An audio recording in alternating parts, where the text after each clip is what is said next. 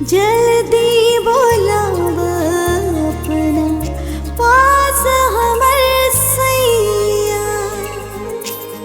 एक तो समय आ गइल, दूजे तुहसे गलती रे भाई।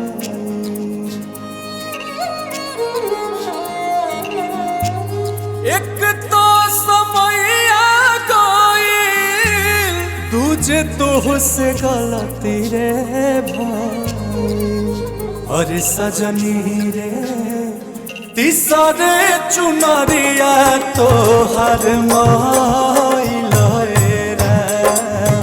अरे सजनी रे तीसरे चुनरिया तोहर माइल रे।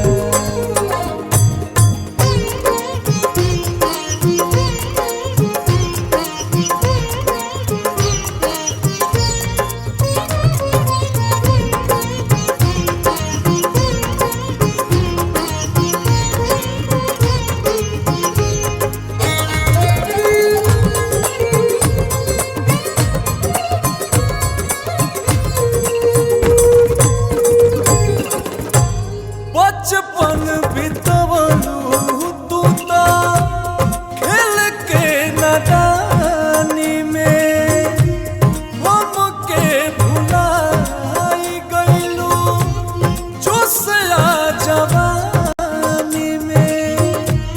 मेरे सैया शरण तेरी सुनो जी प्रभु मेरी। अब नहीं कोइलू कहा मानवा में दुविधा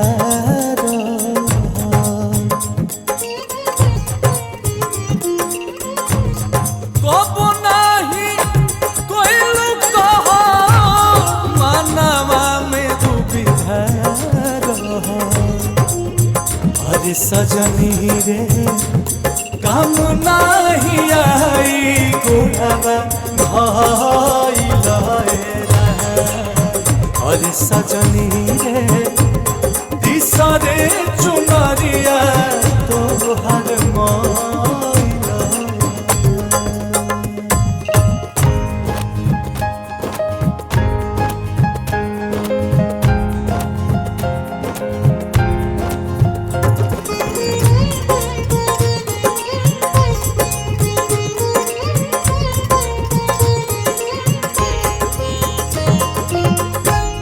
कुछ नहीं होई अब तो रोवाला से रानी, बाप के गठरिया तोहार कहता कहानी। मेरे राजा रहम करना, शरण अपनी मुझे रखना। लाख 84 ओनी तब फेर जाना मोहनी। लाख 84 ओनी तब फेर जाना मोहनी। अरे सजनी रे चली ना बहाना कवनो कइल तेरा। अरे सजनी रे तीसरे चुनरिया तोहर